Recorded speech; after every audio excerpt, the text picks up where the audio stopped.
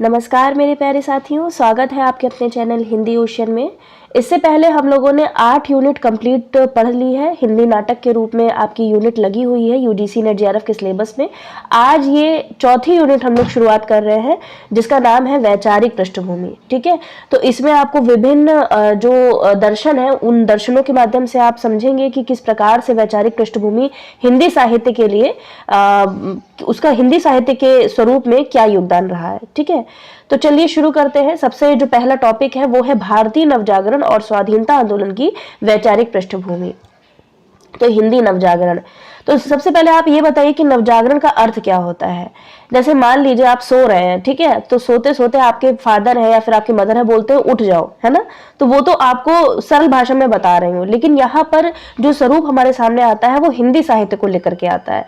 हिंदी साहित्य किस अवस्था में था और उसकी क्या वैचारिक पृष्ठभूमि थी, उस समय का परिवेश क्या था और जो जागृति का कार्य है वो किसने किया। तो भारतीय नवजागरण या फिर स्वाधीनता आंदोलन जो वैचारिक पृष्ठभूमि है, क्या विचार उस समय चल रहे थे, उस समय क्या प्रतिक्रिया चल रही थी लोगों की, और जो समाज में जो राजनेता लोग थे, नेता थे, उस समय क्या चीजें हमारे सामने आ रही थी। तो सबसे पहले हम जानेंगे नवजागरण किसे कहते हैं। तो नवजागरण से तात्पर्य एक नई विचार से है जिसके कारण देश में सामाजिक, आर्थिक, धार्मिक एवं राजनीतिक बदलाव को लाया जा सके। सरलीकृत भाषा में अगर इसको हम देखें तो धार्मिक रूप में, आर्थिक रूप में, सामाजिक रूप में और राजनीतिक में जो बदलाव आए हैं विचारों, नए विचार के माध्यम से, उसको हम नवजागरण कहते हैं। किसी देश या समाज की वैचारिक सुसुप्ति, सोने की जो अवस्था होती है का अंत जो होता है वो जागरण कहलाता है। ठीक है, जैसे मैंने भी आपको उदाहरण दिया, जब आप सोकर के उठते हैं, किसी आपके फादर या मदर के द्वारा उठाए जाते हैं, तो जब जागृति का कार्य किसने किया उस समय, तो वो चीज हमारे सामने नवजागरण के रूप में आती है। तो जागरण का नवीनतम रूप जो है वो नवजागरण है। नवजागरण के लिए प्रायः कई पर्यायवाची शब्दों का प्रयोग किया गया है। आप जैसे देखे भी होंगे, पुनर्जागरण, पुनरुत्थान, नवजागृति आदि। यूरोप में 14वीं सदी में 17वीं सदी तक, 14वीं सदी से 17वीं सदी तक होने वाले सामाजिक, आर्थिक, धार्मिक और सांस्कृतिक परिवर्तनों ने जो नवजागरण की भूमिका निभाई है वो कहीं ना कहीं भारत देश में भी अपनाई गई। हिंदी में पहली बार क्या हुआ था, तो 19वीं सदी के समाज सुधार आंदोलन को इतिहासकारों ने रेनेसा नाम दिया। ठीक है, आपने पढ़ा भी होगा, रेनेसा नाम दिया था 19वीं सदी के समाज सुधार आंदोलनों ने। रेनेसा अंग्रेजी का शब्द है जिसका अर्थ होता है पुनर्जागरण। ठीक है, तो यूरोप में रेनेसा शब्द हुआ था 14वीं से 17वीं सदी के बीच में, और जब भारत देश में ये आया तो इसका नाम पुनर्जागरण के रूप में जाना गया, समझा गया। इसी रेनेसा के लिए डॉक्टर रामविलास शर्मा ने नवजागरण शब्द का प्रयोग किया है। पुनर्जागरण में दोबारा जागृति का भाव है।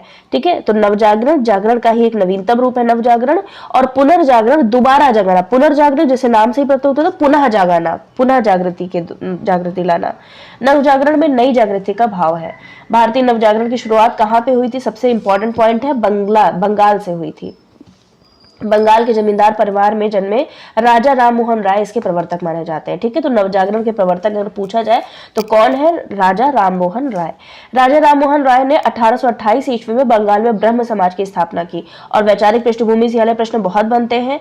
ये ब्रह्म समाज, आर्य समाज, है ना, तो ये सारे ही जितने भी जो स्थापनाएं हुई हैं उनका वर्ष आपको जरूर पता होना चाहिए, और उसके संस्थापक कौन है ये आपको ज्ञात होना चाहिए। तो 1828 में ब्रह्म समाज की स्थापना की थी किसने, राजा राम मोहन राय ने।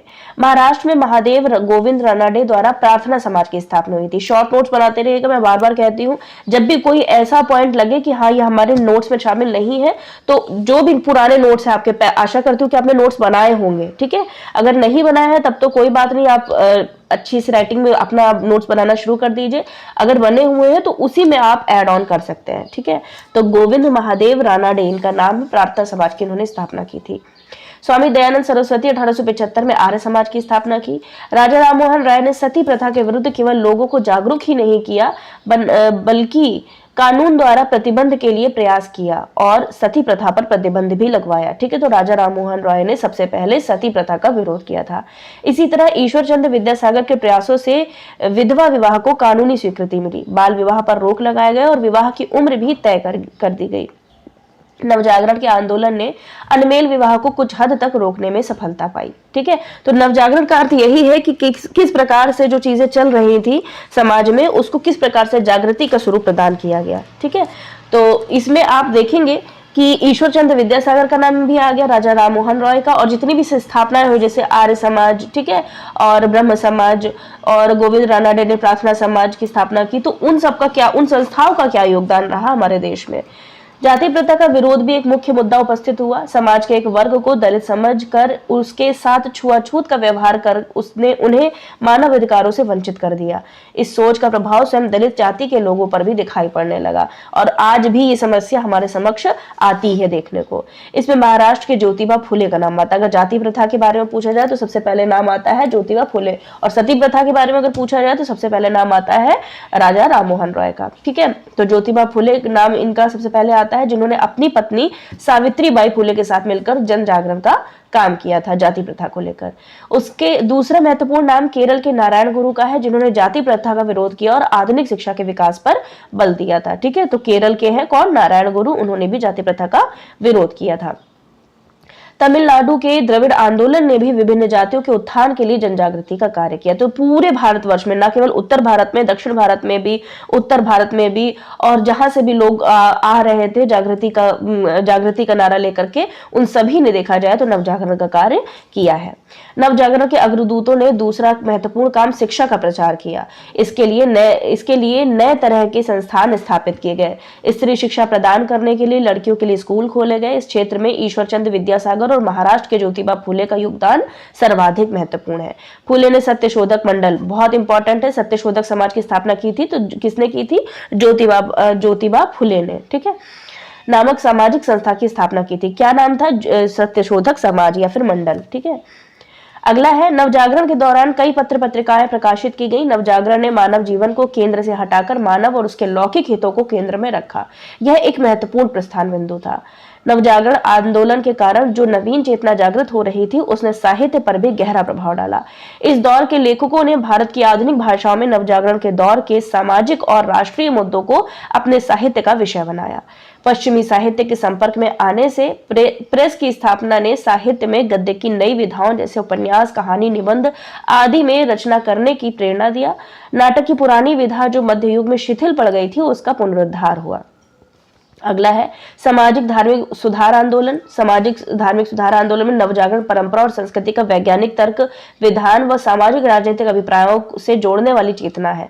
इसका सीधा प्रभाव भारत पर पड़ा, क्योंकि धार्मिक देश है, हमारा संस्कृतियों से भरा हुआ देश है, और जिसमें धार्मिक जो स्वरूप है वो हमारे भारत देश की एक तरीके से महत्वपूर्ण केंद्र बिंदु है। यही कारण है कि भारत में नवजागरण का सबसे महत्वपूर्ण प्रभाव विविध सामाजिक धार्मिक सुधार आंदोलन के रूप में देखा जा सकता है। यह आंदोलन बुद्धि व तर्क पर केंद्रित थे, आस्था व कोरी भावुकता पर नहीं। इन्होंने भारतीय समाज में नारी व निम्न जातियों की शोचनीय स्थिति का जमकर विरोध किया। जहां सती प्रथा का और बालिका शिशु हत्या जैसी विरोधी परंपराएं व्याप्त थीं, वहीं निम्न जातियों को छुआछूत व सामाजिक आर्थिक शोषण का शिकार होना पड़ा था। इसके अलावा बाल विवाह, दास प्रथा आदि प्रथाओं का भी प्रचलन था, जिसका अंत नवजागरण की जागृति के दौरान में ये बहुत सारे जो संस्थाएं खोली गई थी, उन संस्थाओं के माध्यम से दूर हुई। समाज में व्याप्त सभी बुराइयां धार्मिक संरचना से जुड़ी हुई थी, इसीलिए भारतीय संरचना में परिवर्तन लाने के लिए धार्मिक ढांचे में परिवर्तन लाना जरूरी था। समाज सुधारकों ने धर्म का मानवतावादी और उपयोगितावादी दृष्टिकोण प्रस्तुत किया। इन आंदोलनों का उद्देश्य सुधारात्मक परिवर्तन था, संरचनात्मक परिवर्तन नहीं। इन आंदोलनों के तरीकों में लोगों को जागरूक करना, सामाजिक कार्य करना, विधि कानून के माध्यम से सुधार लाना शामिल था। राजा राम मोहन रॉय को भारतीय नवजागरण का अग्रदूत माना जाता है। ठीक है, तो भारतीय नवजागरण का अग्रदूत सबसे पहले पॉइंट में भी पढ़ा था, राजा राम मोहन रॉय को ही माना जाता है, जिन्होंने किसकी स्थापना की थी? 1828 में ब्रह्म समाज की स्थापना की थी। समय बिल्कुल याद कर लीजिए, कंठस्थ कर लीजिए, रिवीजन बार बार करना है, क्योंकि बिना रिवीजन के आप सोचेंगे कि हमने एक बार पढ़ लिया तो हो गया, तो उससे नहीं होगा, क्योंकि आती हुई चीजें एग्जाम में भूल जाते हैं जब एज द फॉलोइंग में या फिर क्वेश्चन सॉल्व करने बैठते हैं। इनके प्रयासों से सती प्रथा पर प्रतिबंध लगाया गया था। ईश्वर चंद्र विद्यासागर ने विधवा पुनर्विवाह की महती भूमिका निभाई थी। तो विधवा विवाह की जो पुनर्विवाह है उसकी भी महती भूमिका निभाई थी। किसने? ईश्वर चंद्र विद्यासागर ने। दयानंद सरस्वती ने धार्मिक कर्मकांडों का जमकर विरोध किया था। तो देखो, तीन लोगों के नाम आ रहे हैं और तीनों ने अलग अलग भूमिकाएं निभाई थी। राजा राम मोहन रॉय को नवजागरण का अग्रदूत माना जाता है, क्योंकि उन्होंने सती प्रथा पर प्रतिबंध लगाया था। ईश्वर चंद्र विद्यासागर ने जो विधवा हो जाती थी उनके पुनर्विवाह की चर्चा की थी, और दयानंद सरस्वती ने जो धार्मिक कर्मकांड होते थे उनका जमकर विरोध किया था। वे वेद के इतर हिंदू धार्मिक पुस्तकों को खारिज कर दिए। इन्होंने नारी व निम्न जातियों के शोषण का विरोध किया तथा हिंदी भाषा के पक्ष में बहुत योगदान दिया।